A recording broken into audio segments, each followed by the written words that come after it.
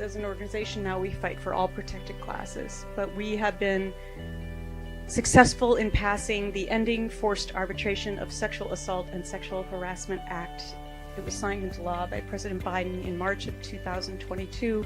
A short 8 months later, we used the same coalition of bipartisan members of Congress to pass the Speak Out Act, which eradicates NDAs for sexual misconduct in the workplace. The two evils, which our nonprofit, Lift Our Voices, fights every single day. These are silencing mechanisms that keep all of these stories secret. We want to make sure that the next time somebody's harassed at work, somebody's racially discriminated against at work, somebody calls you and says, I've been raped and can you help me? The answer is yes, I can help you, or the answer is yes. We are here to make sure that you can speak up about workplace toxicity we experience.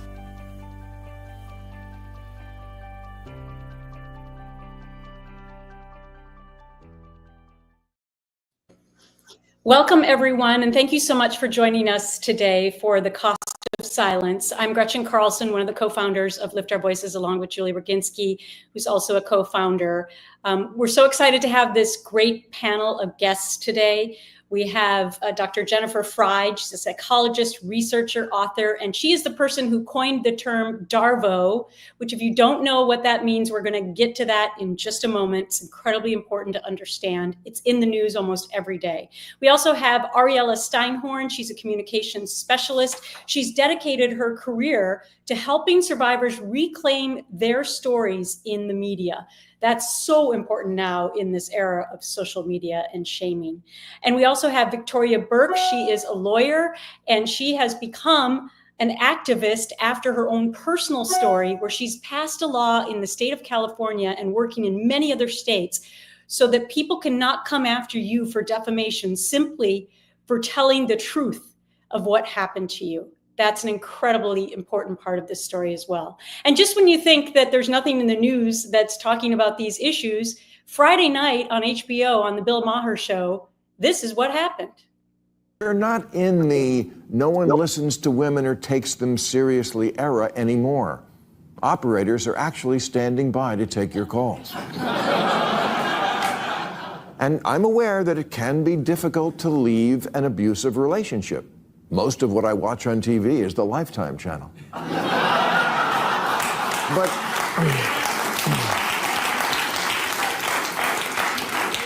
But this should be society's new grand bargain. We take every accusation seriously, but don't tell me any more about your contemporaneous account that you said to two friends 10 years ago. Tell the police right away.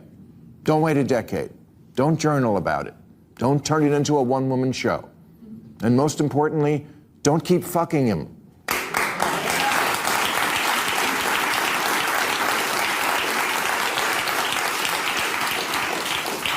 Your only contemporaneous notes about what he did should be the police report.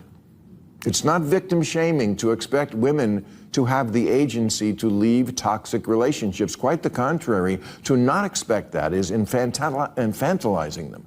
If Diddy walks free, it will be because his lawyers can point to an endless stream of text from Cassie expressing what's often called enthusiastic consent to their sex life. If you're Me Tooing someone, it doesn't help your case if you texted him, "Me too. I just want it to be uncontrollable." If you want us to think you weren't always ready to freak off, don't write, "I'm always ready to freak off."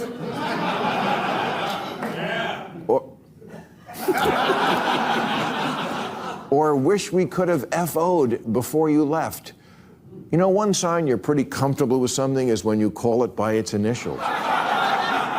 But if we're going to have an honest conversation about abuse, we also have to have an honest conversation about what people are willing to do for stardom. If you want a #1 record on the chart so bad you'll take a #1 in the face, some of that is on you. And if you're doing it for love, well, come on, Oprah and Dr. Phil and every podcaster in the world have done 1 million shows by now about how abuse is not love and abusers don't change. If it happened once, there will be more of it. To pretend otherwise is like seeing one ant in the sink and thinking, oh, it's probably just the one. The singer FKA Twigs is suing Shia LaBeouf for their relentless abusive relationship. Now, I have no idea what Shia LaBeouf is like, although I've never read one single story about him or he didn't sound like a dick. But by her own account, she said, the whole time I was with him, I could have bought myself a business flight plane ticket back to my 4-story townhouse in Hackney, London. Really? Then why am I reading about this? Then do that. Buy that plane ticket, even if you have to go coach.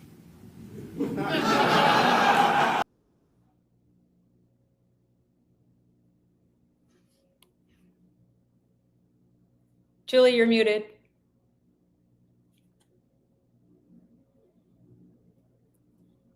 Still muted. Okay, hopefully that There will. we go. There you go. Sorry, would not be a webinar if something did not go wrong. Good to see everybody here. And I think we just saw DARVO in action. I want to stress that is not from 10 years ago or 15 years ago before the start of the Me Too movement. That was from last Friday, which goes to show how far we have come and how far we still have to go. This webinar is going to focus on DARVO and on why it's the silencing tactic of our time. We will get more into it and into more of what it's all about with the people who coined it and the people who work very hard to ensure that it does not continue to perpetuate the way we just saw on HBO, also simulcast to CNN. So this is not a crazy in the weeds kind of show that we're talking about that we just saw. That's Bill Maher, one of the stars of mainstream media. And he's talking about women in the year 2025 in this way. This webinar is going to go in the following way. I just want people to know we're going to speak with each panelist for about 10 minutes, and then we're going to bring everybody back. We're going to do a panel discussion and open it up to questions from the audience. So please, please listen and prepare and save your questions for the end. We will get to them, and if we can't get to all of them, I'm sure that each of us will be able and happy to answer them offline if we can't get to all of them at the end. So I want to start with Dr. Freyd because you coined the word DARVO, the term DARVO. And so hearing the term for the first time for those people who don't know what it is, how do you define it and what does it look like in the real world when someone is experiencing it? You are also muted, sorry. I'm sorry. DARVO is an acronym and it stands for D, deny, A, attack, and RVO is reverse victim and offender. And it's a response that somebody who is being held accountable can use to deflect blame. So they deny what they've been accused of. They attack the person making the accusation. And usually that attack takes the form of an attack on credibility. And then they most insidiously reverse victim and offender. So they put themselves into the victim role and transform the person saying that they've been harmed into the offender role. This can look like somebody saying, no, I didn't do that. Your memory is faulty. You were drunk. You're just doing this for attention. You are mentally unhealthy. Those are all kinds of attacks on credibility. And then I'm the true victim here. You're hurting me. You're hurting my family. You're hurting my reputation. You're a horrible person for doing this. You're vindictive and cruel. So this strategy, DARVO, is one that can very effectively silence people who've been truly victimized and can make perpetrators of traumas and crimes seem innocent. We've seen it all throughout the media. I mean, we had the Johnny Depp trial. We currently have the Diddy trial. We have the Blake Lively story going on and so many more. And this is happening to real life people who are not just celebrities as well on a much greater scale. So Dr. Freyd, can you explain how it actually plays out in systems like the media, the courts, or even inside companies? Yes, I first noticed DARVO in the interpersonal context. So, you know, one person trying to hold another person accountable for some way they've been harmed. But I quickly noticed it could happen with larger entities than a single person. And one of the early situations I observed, now going back decades, was the confirmation hearings for Clarence Thomas, where Anita Hill was very strongly DARVO'd, not only by Clarence Thomas, but also by the Senate committee holding those hearings.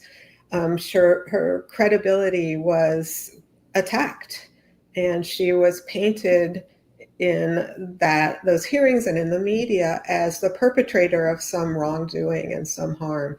And that was happening not just by one person, but by a whole group.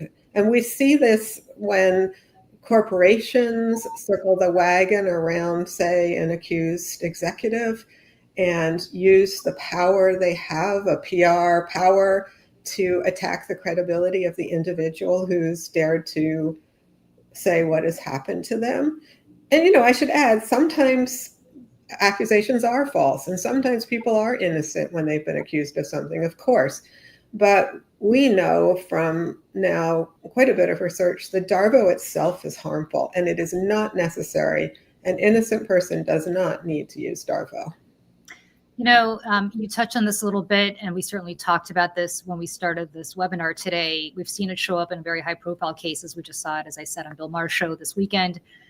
Certainly in cases, as Gretchen mentioned, like Amber Heard's and Blake Lively's, and even in workplace retaliation cases that we handle at LOV, Lift Our Voices. We hear about this all the time.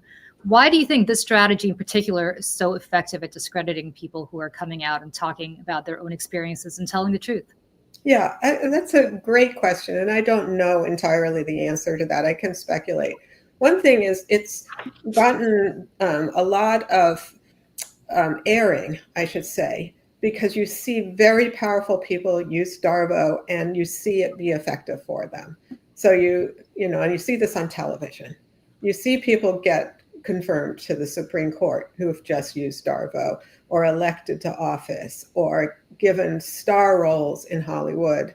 It works, and people see that. So it's natural, if you see some strategy work, that you might choose to use it. That kind of accounts for maybe why so many people are using it. But why does it work? It's playing into a number of things that exist all around us, or in the kind of water we're swimming in. So it plays into aspects of sexism and the belief that women are unreliable and just saying things for attention. It plays into our desire to not be responsible for other people's suffering. If we can take the side of the perpetrator, it relieves us of the responsibility we otherwise have to victims. And so, there's a kind of naturalness to denial. It plays into denial. Those are some of the reasons I think it's quite effective, but maybe the most important in some sense is it is a very effective kind of gaslighting, in that it changes your perception of reality, and it switches figure and ground. And once you have reversed victim and offender, once you believe that the person making an accusation is not credible, it's hard to go back. It's difficult because you've now changed how you're seeing reality. Mm-hmm. Dr. Freyd, I always say that passing two bipartisan laws was easier than changing our culture. Mm-hmm. And that's a very profound and sad statement, but still true.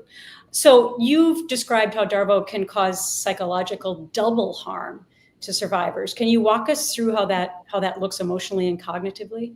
Yeah, sometimes I draw an analogy to the second concussion. So if you've been the victim of some wrongdoing, a sexual crime, sexual misconduct of some kind, that's very harmful right there. That's kind of like the first blow to the head. When you get up the courage to confront it by telling the person who did it to you or others with power around you, and they respond with DARVO, that's like a second blow to the head. So we know, because we've done this research, that DARVO is harmful to the person being DARVO'd, to the person who is being directly receiving that DARVO. We know that they're more likely to blame themselves, they're more likely to have PTSD symptoms, more likely to be depressed and anxious. So it hurts the person who receives it. But not only that, we also know from research that for observers to a DARVO situation, so the third party watching in some sense, they are, if they're not informed about DARVO, they are likely to find it convincing and to side with the perpetrator. Well, this of course allows perpetrators to keep doing what they're doing, and all of this silence future victims from coming forward. You've said that naming DARVO is powerful. That's a big message that you've put forward. So how does education act as the first step in dismantling these patterns? What can people listening to this right now do at the moment right now to build that awareness? Yeah, so I do think, we do have a lot of knowledge from research, but I should say a lot more research is also needed. Here's what we know from our studies so far. If we teach people about DARVO before they observe a DARVO situation, they're less likely to be swayed by it. So just knowing about it and being able to see the pattern makes people less susceptible to it as a manipulation technique. And that's great because it's not very hard to teach people about DARVO. We don't have quite as systematic evidence, but more anecdotal evidence that for people who've been the victim of DARVO, you could say, the people who've been DARVO'd, it helps them with their own feelings to understand what happened to them. And I've noticed that if people know before they do that accusation, in a sense, before they try and hold anyone accountable, if they know about DARVO, that's kind of the strongest tool, because then they can understand what is happening in the moment, and they can say, oh, I am being DARVO'd right now. And then they're less likely to blame themselves. They're less likely to get those symptoms of anxiety and depression. This is what I have observed. We do need to do more research for me to say that, with my scientist hat on. Yeah, I mean, I think a lot of the pain for survivors is the reaction and how you're maligned and all of this. It's to your point, it's like a double concussion, and so many people can relate to that. So, big piece of this puzzle is people in leadership in HR who might be complicit in institutional DARVO without realizing it. What's one shift they can make to create a more accountable and survivor-centered culture? That's a loaded question. Yeah, well, I'm going to just answer that with two shifts. One's just fast, which is education, because we've just been talking about that. Number one, educate everybody in the organization about DARVO, starting off with HR, but HR can then educate people. Number two, and this one we haven't talked about, organizations can systematically plan to cherish the whistleblower. Mm-hmm. We know it's really hard to stop retaliation from occurring. So there are rules and laws. No, you can't retaliate to a whistleblower, but retaliation happens all the time. It's really hard to stop retaliation for lots of reasons. A lot of those have to do with retaliation can be fairly subtle. It's hard to prove that it's been retaliation. We also know from a lot of psychology research, punishment doesn't work as well as reward. So how would you reward in this situation? Well, you reward by rewarding the whistleblower, the truth teller. Exactly. And the reward people need is not money. It's simply being respected for their courage and some sincere commitment on the part of the organization to take it seriously what they've said and make amends, make changes. That's all that is needed. And it makes such a difference for both the person who came forward, but it is so much in the interest of the organization to do that.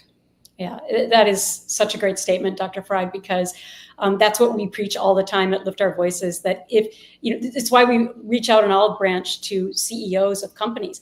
It could all stop with them.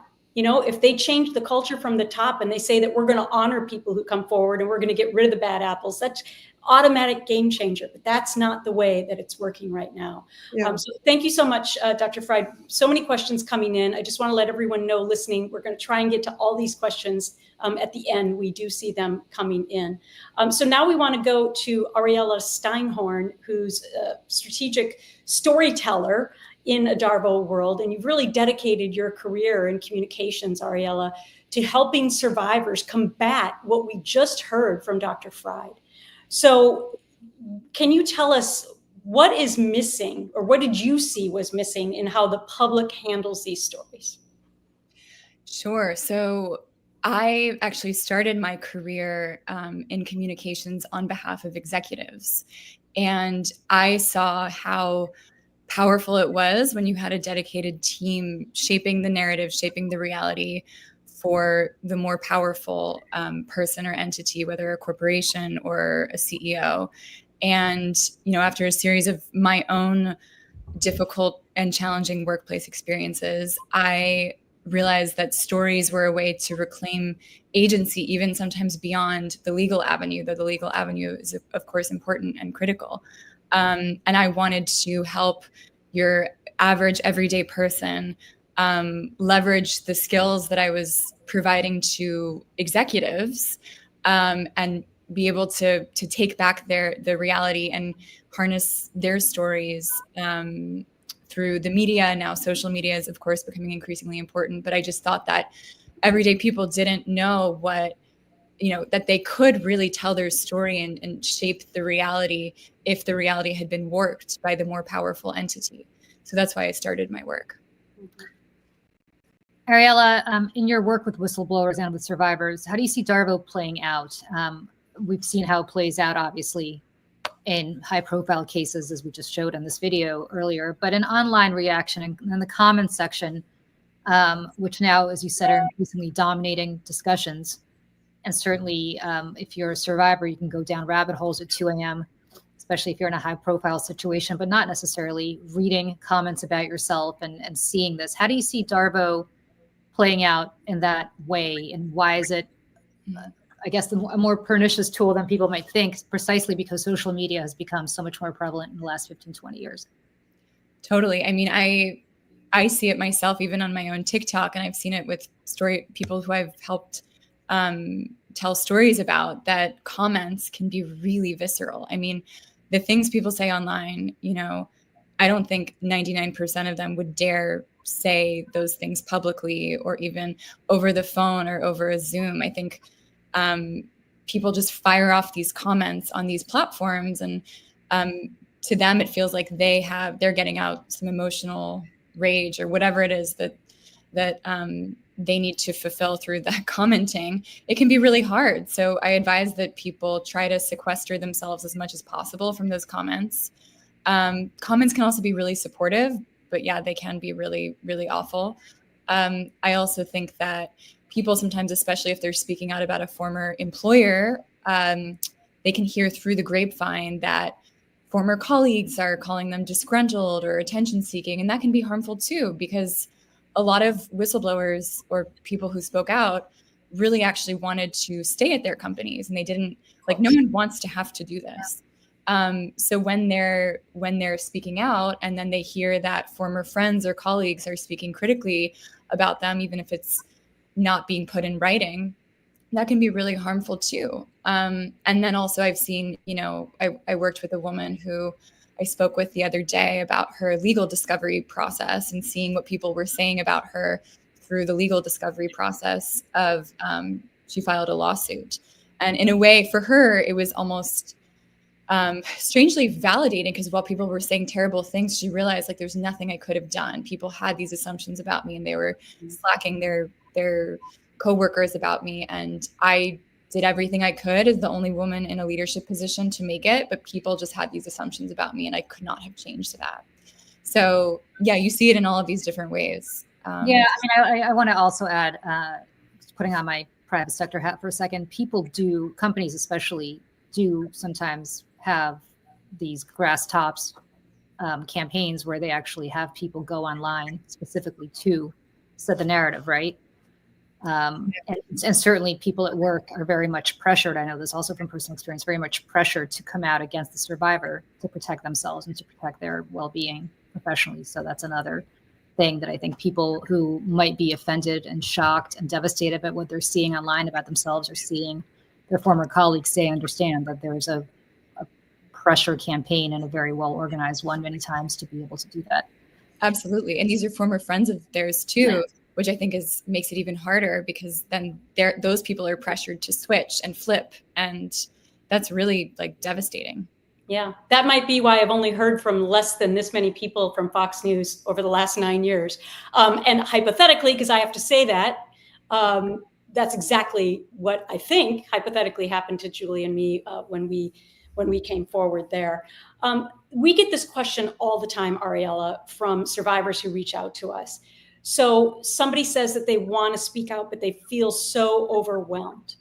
What are the key avenues to consider, whether that's press, personal essays, social platforms, legal forums? I mean, where do you start? We always say that's such a personal choice, because in this era, you're still probably going to be penalized. Absolutely, Gretchen. I think it's so personal. And that's why, like, I actually don't think that there's a blanket playbook. Of course, for whatever path you choose, there are best practices, but it's hard to say, you should write a personal essay, or you should sue and go to the media, or you should, because people are just so different in their risk tolerances. Sometimes there are stories that actually some law firms won't take on for a variety of reasons. And that person has to weigh the risk of going forward without the protection of a lawsuit, because that protects them from a defamation standpoint. And some people will take that risk and some people won't. And it really depends on, for them, almost like emotionally and spiritually, like how important is it for them to get that story out there for other people, for themselves, to set the truth. And then sometimes people wait until they find other people with similar stories, because there is power in numbers. Mm-hmm. And that I completely understand. Some people spend years in therapy and decide that they're ready. Some people think they want to go forward, and then they experience debilitating anxiety and decide not to, because they just can't, they can't handle the anxiety. So it's so personal to what people are feeling. And my whole thing for storytellers is I want them to feel safe first in their bodies and their minds. And then, of course, legal avenues are a part of that, and having a lawyer. But then some people do feel safe. I worked with a whistleblower at Blue Origin a couple of years ago, Jeff Bezos' space company. And she was just like, I will speak to Jeff Bezos directly. Like, I don't have fear. Like, she, for some reason, just psychologically was at this point where she just did not have fear.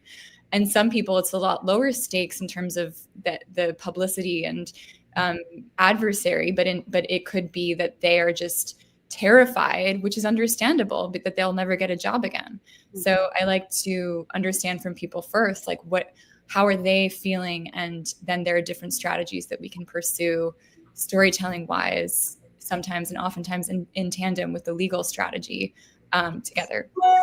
Yeah, I think you just gave a very good rebuttal to Bill Maher as to why Cassie Ventura maybe didn't come out exactly at the moment that he wanted her to 20 years ago.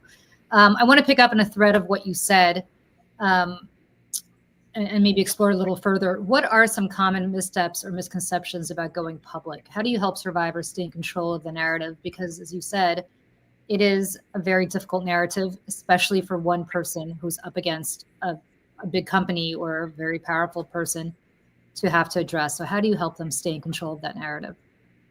Yeah, I think there are a couple of things. One is to understand that journalism, and this is something that I was surprised actually doing this work, learning about, is that people don't realize that how long journalism takes and the process of sometimes getting a story out. So I think one misconception is people think, oh, if I DM a journalist or I write an email to a journalist, like they could just publish the story.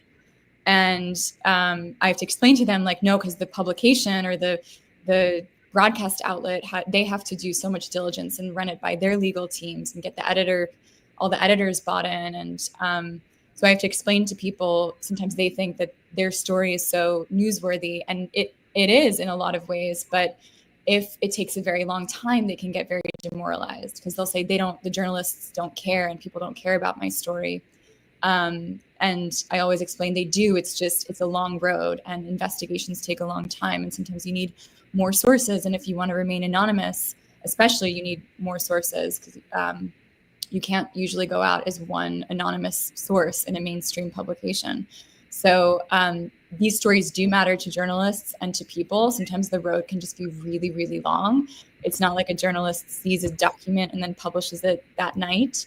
So I think that's one misconception that's especially important, because when you think that journalism is meant to help you, which it is, and then you think that the reporters don't care about your story, that can be really hard.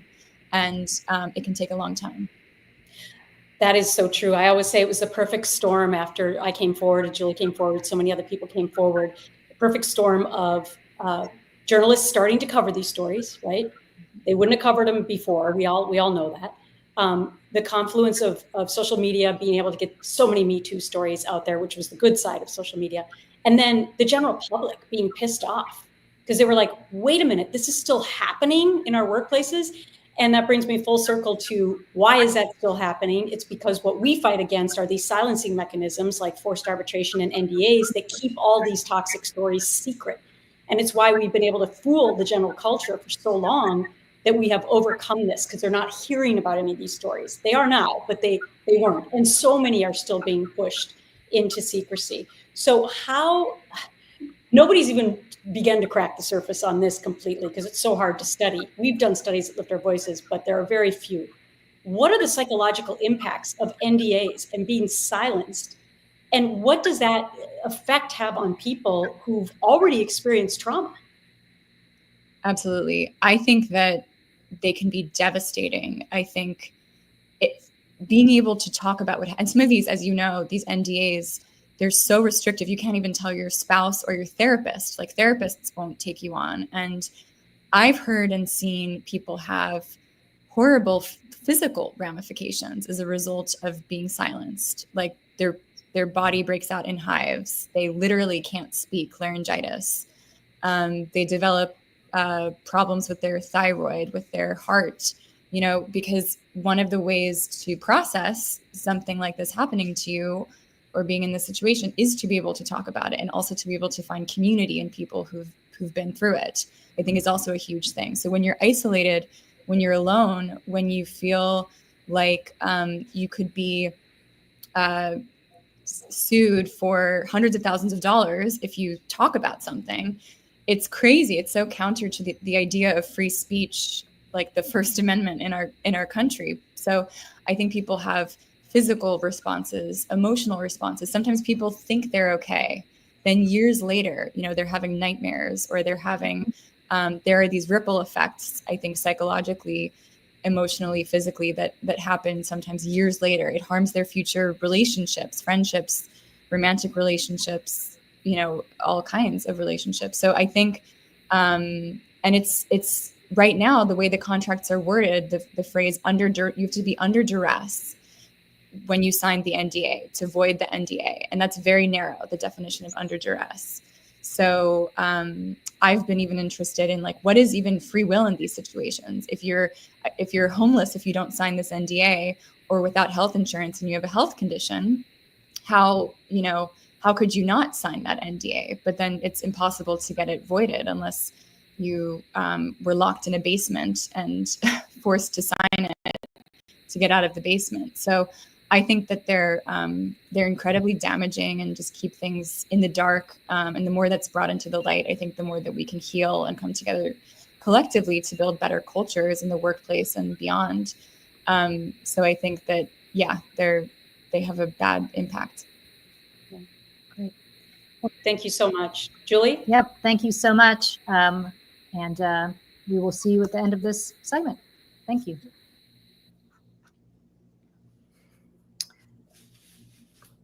And now we have Victoria Burke, who is a lawyer. And as I said at the top, she has become an activist in many states. But in California, she's been successful in passing a law that curtails people being able to come after you for defamation after you simply told the truth, and try and bankrupt you and a million other things. So Victoria, thank you so much for being here, and thank you for your bravery and coming forward and doing all of this work. We know how difficult it is to pass laws, so we applaud your work. Your decision to draft California's defamation protection law came from your own lived experience. Can you share what happened and what pushed you to that pain and how you turned it into policy? Sure. I had an experience back in December 2019 when I went out with a male acquaintance that I haven't seen in nearly a decade. And all I remember is one moment we were at the restaurant. Next moment, I'm waking up in the ER, bright white light surrounding me, coming out of a severe coma. It is my belief that he drugged my drink. And I later found out that paramedics had found me unresponsive in a parking lot, lying in a pool of my own vomit with my top undone, my breasts hanging out. And that was not how I was at the restaurant. So something happened between the restaurant and there. And when I left the hospital, I thought I was going to do everything right. I went to the police and I filed a report, and I thought, I'm going to do as they say, and then I'll be believed. But unfortunately, the police lost my blood evidence and they lost the video evidence.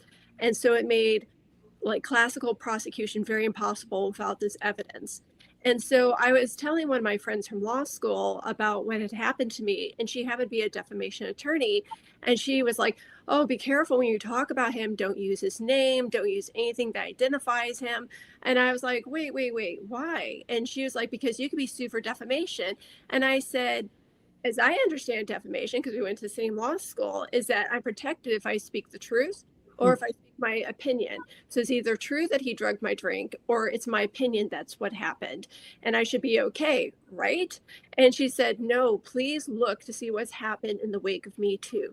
She said, the press didn't cover what happened afterwards. They were saying how positive it was when people came forward, serial predators were exposed. It was like this great kumbaya moment.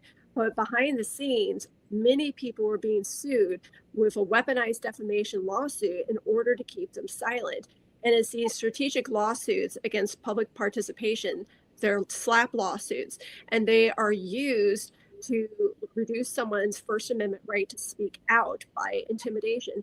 These are not lawsuits that are meant to be won, because you think about two people go in a room, two people exit. It's very hard to say what did or did not happen, especially if it's time has passed. It's like 10 years ago. So when someone's suing someone to silence them, it's very unlikely that they will prevail anyway in these lawsuits, but they're doing it to silence people from speaking out and to make sure that if they do speak out, they will start crushing them financially, which will make silence seem much more cost effective. And I'm pretty feisty, and I've always been feisty. And so when I heard this, I'm like, what? This is outrageous, because I knew I wasn't going to be silenced, and I was going to make sure no one else was going to be silenced. So I went to work seeing if I could fix this law and see if I could like draft something, because I was in a unique position as I had done a lot of committee work for the American Bar Association, where I drafted legislation on behalf of the ABA. So I thought, let me see if I could give this a crack. So in January 2021, I began about a year and a half researching cases and statutes and examples in real life of where this was happening. And over again, I kept seeing the court saying, this is having a chilling effect. It's having a chilling effect. It was people were starting to not come forward, hesitating. And it's not in society's best interest for people not to come forward. I mean, you want to expose them. Like right now, after hearing everything, would anyone go to a meeting with Harvey Weinstein in his hotel room? Would anyone go out with Bill Cosby for drinks? No. And why? Because we're warned what happens, and we are safe because of that. So I feel that is like something very strong. And I came up with a draft that I called the Right to Speak Your Truth Act. And I submitted it in the summer 2022 to all the legislators in California. And it was very cathartic for me just to send it out. Like, I wasn't sure if anyone was going to read it or what, but I wanted to see if I could make a difference and, you know, make a change here. And I was very happy that by September I had authored the bill. And by January, we had the Women's Caucus behind us. And the bill did change from what I originally proposed to how it looks now, because we vetted it through the ACLU, and we wanted to make sure there are protections there for those who are falsely accused to still have the right to petition. And so, we just raised the standard to malice. And we made it so that there would be damages such as the ability to recover attorney fees if you are still sued. And if we made it so that you're protected with privilege, so long as you're speaking out in good faith and without malice. And if you are sued despite this, and they cannot show that you use malice, you should be able to recover your attorney fees and other damages. And this serves two purposes. One, it incentivizes attorneys to take these difficult cases, because they often run 4, 5, 6 figures in costs, sometimes 7, in order to defend yourself, and go for years. It's hard for an attorney to also, if their client doesn't have the money to pay, to mount a proper defense. So this incentivizes them taking difficult cases, and also de-incentivizes frivolous, meritless cases that are weaponizing the court just to bully someone speaking out because they don't like being exposed. So this is how the bill works in these two parts. It's an amazing, amazing tribute to you that you were able to get this legislation through in a relatively short amount of time. In this kind of it's moving nationwide right now. Not only did I get it passed in California, 16 states this legislative session have introduced it. And just last week, I was in Oregon, which passed it unanimously. It's on the governor's desk, waiting for it to be signed in. And it was sponsored by a Republican there who is very passionate in bringing the bill to Oregon. And so that will be the second state to go. And there's multiple other states that are having unanimous votes in their houses, such as New Jersey had. The Assembly voted unanimously for the bill. Connecticut, the House voted unanimously for the bill this month or last month. And so it's moving across the nation. I'm working very, very hard to bring it to more states. That's incredible. And for survivors who are facing threats of legal retaliation, what rights do they need to know that they already have, in addition to obviously the laws that you're passing or in the process of passing? What protections still need to be passed aside from the ones that you're talking about right now that mirror, hopefully, your California law? Well, unfortunately, in a lot of different states that have anti-SLAPP laws, which are meant to, cut down these lawsuits that are frivolous, meritless, and used just to intimidate and bully, a lot of times they have the phrasing public interest in it, and they say they protect speech made in certain type of forums, like in a legislature or to police report or other things. But that's not the way things are happening. First of all, many courts are interpreting either sexual assault, sexual harassment as a private matter, not one of public interest. And so that's a problem that, therefore, the current anti-SLAPP laws do not necessarily always apply. It depends on the judicial interpretation of law. Also, the proper forum. Does a hashtag #MeToo put up on what was Twitter count as the forum? It's not reporting it to police. It's not in public settings such as the legislature. Is it covered? Some courts say yes, some courts say no. So unfortunately, other states that do have some laws that I believe were intended to help out in this area are not being applied in this way because of that. And that's why these fixes have to be put in place with different states. Thank you, Victoria. And I know that we were talking about stories that are in the news all the time. One of them is Blake Lively. And I'm wondering how your law may actually help her in her case against Justin Baldoni. Well, to my understanding with that case, what happened was, she was asking for New York law to be applied, and he was asking for California law to be applied. So my understanding is that when he wanted California law applied, she was like, well, then we'll be using this law, which is my law, the 47.1, the Right to Speak Your Truth Act, and was able to say that. So if you're going to sue me for defamation, I'm going to claim privilege under 47.1, that I had the right to speak out because I did so in good faith and without malice. So that means if he continues to sue her and he loses because he's unable to show that she did so with malice, he'll have to pay her attorney fees. treble damages for any actual damages that she has. That treble means triple the damages, and any other punitive damages that the judge sees fit. And that is like giving people a big wake-up call, because I have been informed from other lawyers who've reached out to me or just now starting to apply my law that it sometimes has stopped these lawsuits in their way. Like those that wanted to bully someone and threaten to sue them for defamation, when they hear that they might be on the hook for the person's legal fees, if they cannot show malice, it all of a sudden has a chilling effect for meritless, frivolous lawsuits going forward. All right. It's great work, Victoria. And I know if people want to help Victoria in what she's doing, or us as well, just put your name, email in the chat. And we're going to bring everyone back now to get to our questions. So Dr. Freyd's back, and Ariella. So let me just start with this, because it was actually one of the questions that came in, Dr. Freyd. The group DARVO impact. And it kind of goes along with another question that I have that I get asked frequently is bystanders. How can bystanders help? That was so important in our NDA federal law that we passed, that we wanted it to also include witnesses, because this fear factor, right, of not helping somebody else, but also this group think of DARVO. How do we combat that? That's a great question. One way is for people in the organization who are seeing what's going on to identify and label it and point it out. So use the term DARVO, explain what is known about it.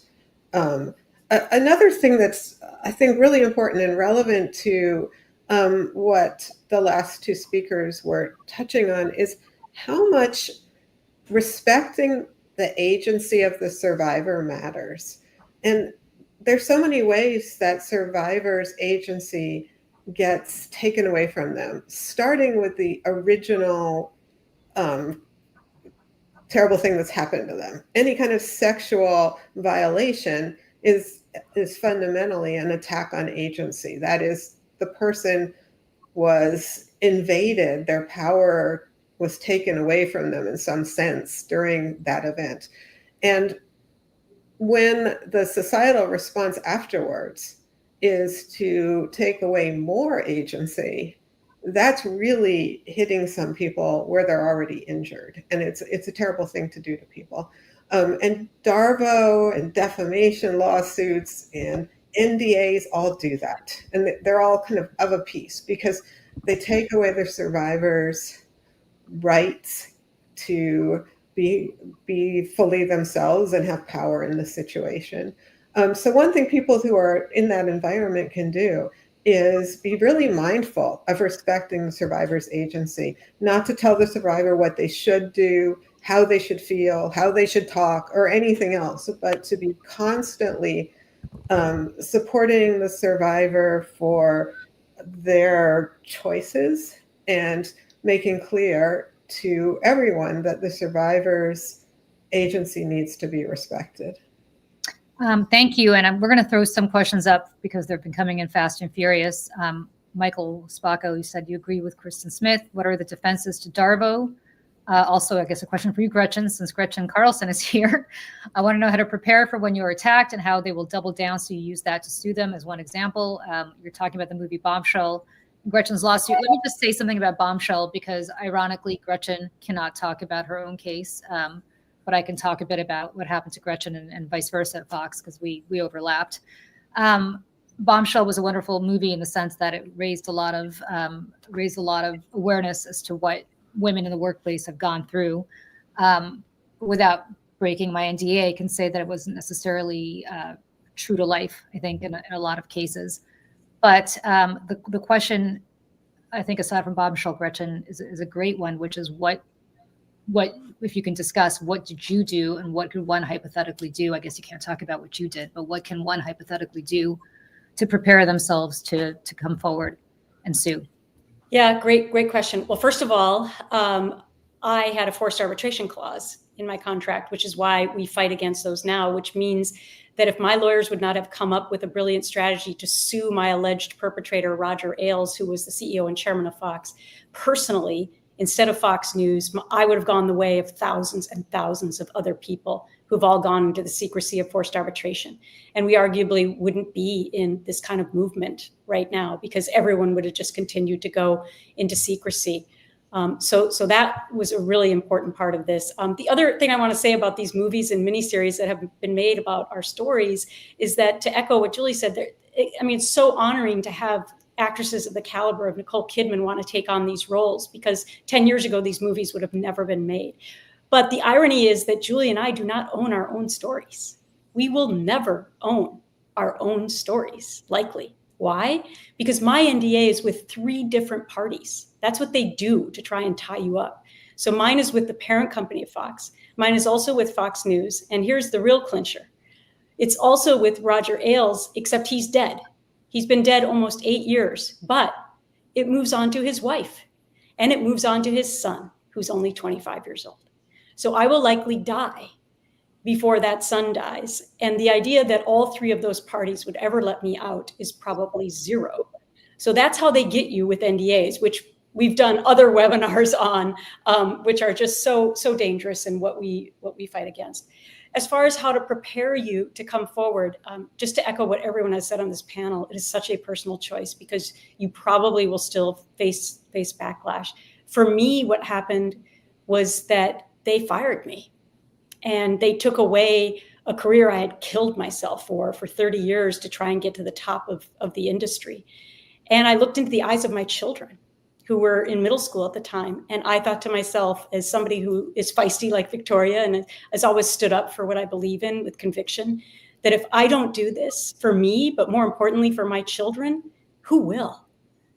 And that's really how I felt at Fox at the time. Who will? Who will say what's really going on here? And so literally I jumped off the cliff and I had no safety net whatsoever.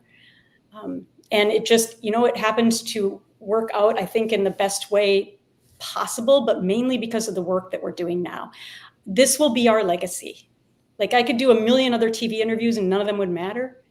This matters because every single day, these people you see on the screen, they are helping to change our culture and to help millions of people that they will never meet. And that's what you do when you change laws and when you coin terms like DARVO and when you help people like Ariella with communications. So we're indebted to these people who are on the screen and all the people who are listening today who are in the same camp with us to continue to take this on a daily basis. Couple more things I just want to add to what Gretchen said. One is that courage really is contagious, and I want people to remember that, because I came forward at Fox about 10 months after Gretchen did. I would never have had the courage to do that if she hadn't gone first. And so to anybody who's contemplating coming forward, understand it is a very unique decision to you, as Ariella pointed out. It's a very courageous decision. Even if you don't come forward, it's still a courageous decision to have actually lived through something like this. But understand that when you come forward, there are probably millions of people, if they hear your stories, or even one person, if they hear your story, who you may never meet, who will be inspired by it and come forward.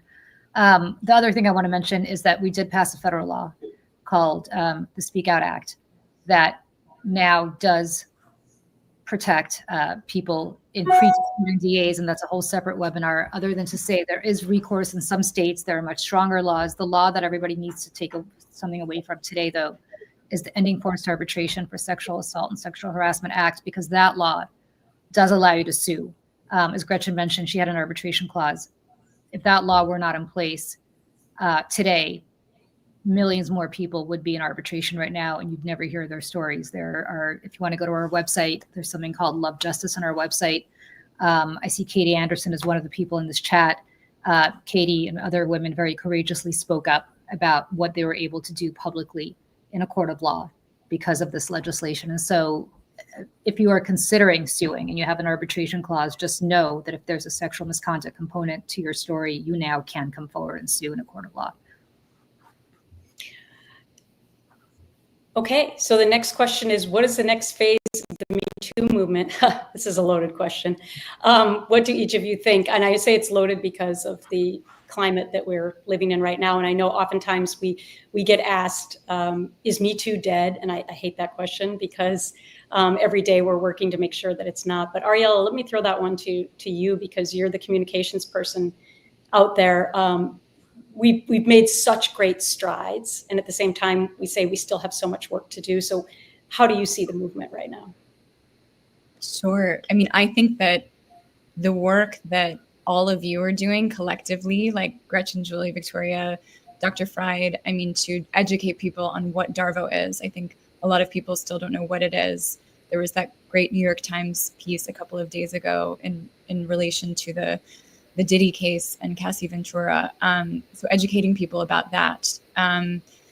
Defamation lawsuits are huge. I mean, the Amber Heard trial and everything that came out of that, I think was really difficult for a lot of people. And I heard people feel that they're more afraid to come forward because of that. But to make survivors and women feel that they can actually tell the truth without this terrible backlash and going bankrupt. I mean, you have to think about the legal fees that you have to spend to defend yourself when you're simply telling the truth, and also protecting other women in the process. I know that's a big reason why a lot of women do this in the first place. And then, yeah, changing legislation, I think, is so critical so that people either can have sunset clauses in their NDAs is something that I recently heard about, which was great. And this was a lawyer herself who negotiated that to allow people to void their NDAs. And then for me personally, I think what is also a big part of the next step is mental health for the survivor. And what you said, Gretchen, about not owning your stories, but seeing people, I think it can actually be healing for people to see their stories reflected creatively. And of course, you would know better than I, but I work with people sometimes who we talk about autofiction and channeling it that way, but for them to actually own those stories and to be able to move through them and see them as a chapter rather than something that totally always defines them, even though it will always be a part of them.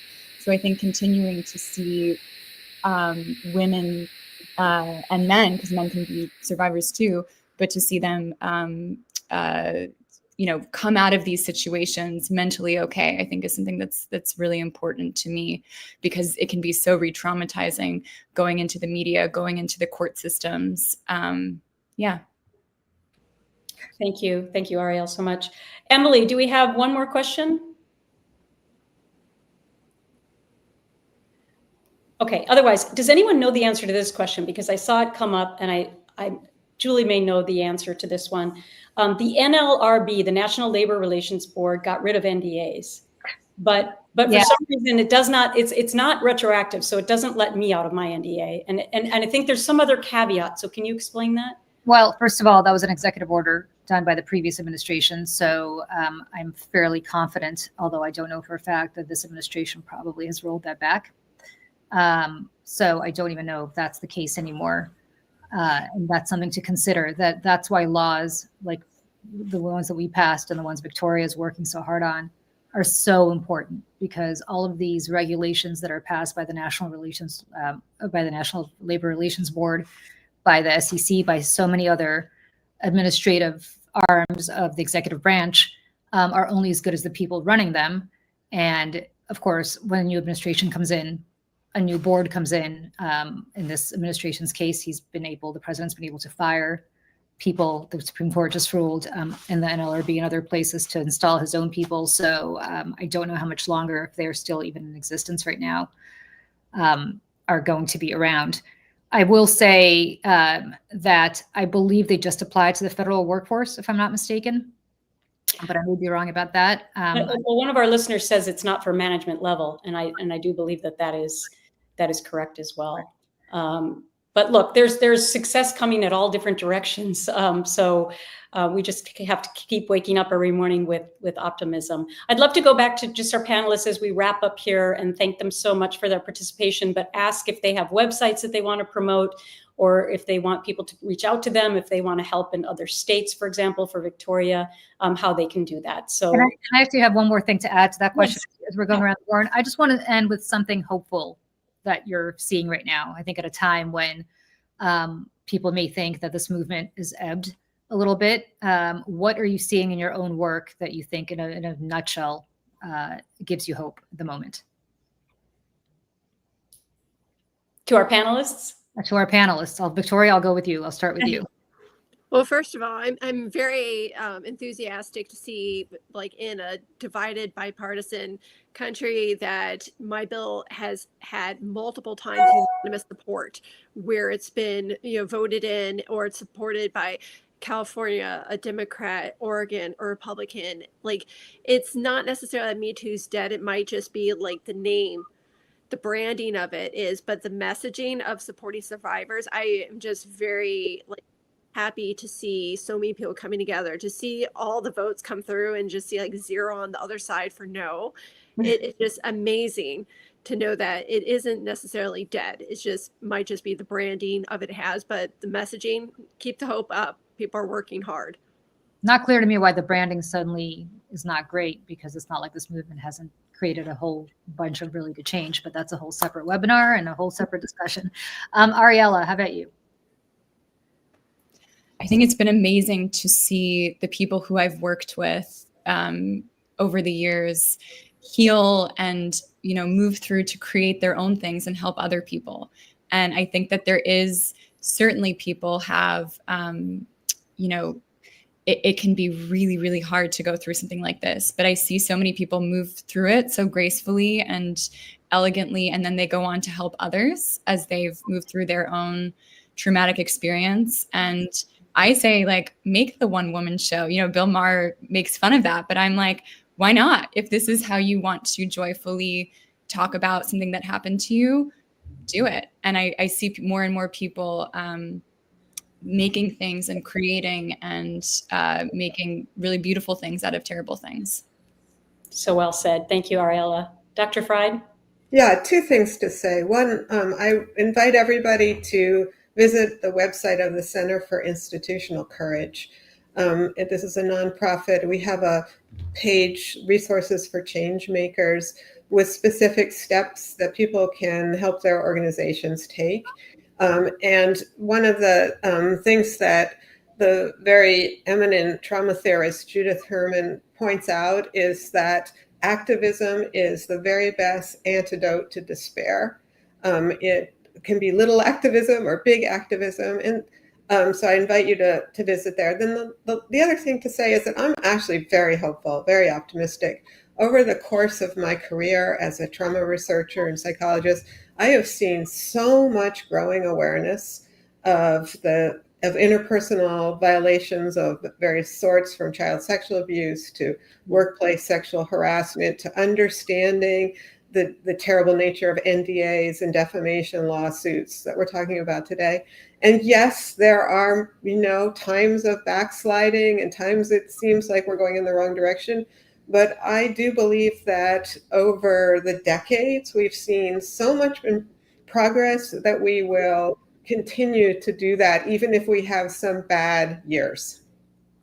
So well said, Dr. Freyd. And I will just end with, please visit our website, liftourvoices.org, to learn more about the work that we're doing. And I will end with my famous quote, or my most famous quote that I love. It happens to be anonymous, which is, "One woman can make a difference, but together we rock the world." And that's what we're seeing today, and with all of you who've taken the time to be with us today. Thank you so much. Thanks, everybody.